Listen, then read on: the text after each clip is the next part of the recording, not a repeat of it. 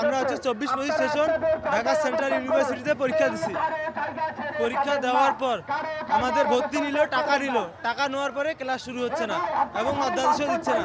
তারপরে আমরা এক দফার ঘোষণা দেই, বড় ভাইগুলো ঘোষণা দেয় এই এক দফা বাস্তবায়ন না হওয়া পর্যন্ত আমরা এখান থেকে যাব না। আমরা নগরবাসীদেরকে কষ্ট দিতে চাই না। সরকার আমাদের এই পর্যায়ে নিয়ে এসেছে, তারা আমাদের একটা বছর হয়ে গেছে, অলরেডি বিভিন্ন ইউনিভার্সিটিতে পরীক্ষা শুরু হয়েছে, এখনো আমাদের ক্লাসই শুরু হয় নাই। আমরা মানসিকভাবে সবাই ভারসাম্যহীন হয়ে পড়ছি। আমাদের কারণে বিভিন্ন জায়গায় যানজটের সৃষ্টি হয়েছে, তো এখানে স্বাভাবিকভাবে জনজীবন বিপন্ন হচ্ছে, মানুষের চলাচল কষ্ট হচ্ছে।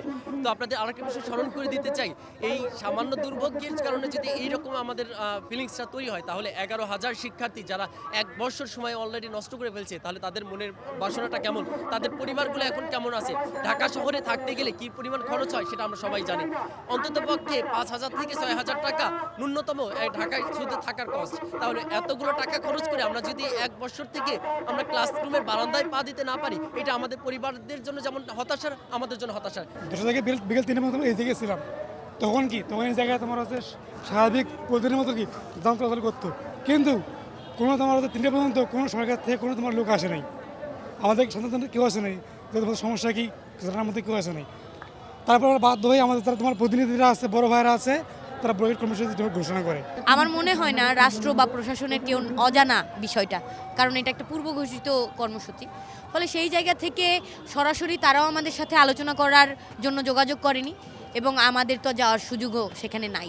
ফলে সেই জায়গা থেকে আমরা এখনো আমাদের অবস্থান কর্মসূচি চালিয়ে যাচ্ছি। প্রস্তাবিত ঢাকা সেন্ট্রাল ইউনিভার্সিটি তথা 7 কলেজে প্রায় 3টি বর্ষে এখন ফাইনাল পরীক্ষা চলমান রয়েছে, যে কারণে শিক্ষার্থীরা পরীক্ষা দিয়ে মাঝে মাঝে এখানে উপস্থিত হয়। যেমন আজকে 3টি পরীক্ষা ছিল, তারা দিয়ে বিকাল 5টার দিকে এখানে উপস্থিত হয়েছে, সারাদিনে তারা উপস্থিত হতে পারেনি।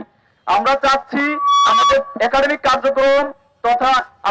কার্যক্রম থেকে শুরু করে আমাদের সবকিছু ঠিক রেখে আমাদের প্রস্তাবিত ঢাকা সেন্ট্রাল ইউনিভার্সিটি অধ্যাদেশ নিতে, কারণ আপনারা জানেন অধ্যাদেশ ছাড়া প্রস্তাবিত ঢাকা সেন্ট্রাল ইউনিভার্সিটি শিক্ষার্থীদের কোনো মুক্তি নেই।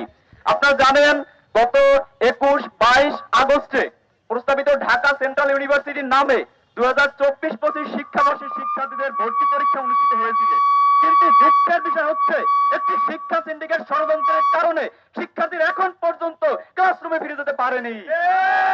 আমরা আজকে শিক্ষা ভবনের অভিমুখ থেকে এই সংবাদ সম্মেলনের মাধ্যমে পুরো দেশবাসী তথা প্রশাসনের সকল ব্যক্তিবর্গকে জানাতে চাই, শিক্ষার্থীদের আকুতি, শিক্ষার্থীদের মিনতি, শিক্ষার্থীদের কান্না আপনারা শুনুন, শিক্ষার্থীদেরকে ক্লাসরুমে ফিরে যেতে সহায়তা করুন। 24-25 সেশন বিগত একটা বছর যাবত একটা বিশ্ববিদ্যালয় ভর্তি হয়ে এখন পর্যন্ত তারা ক্লাসে ফিরতে পারেনি।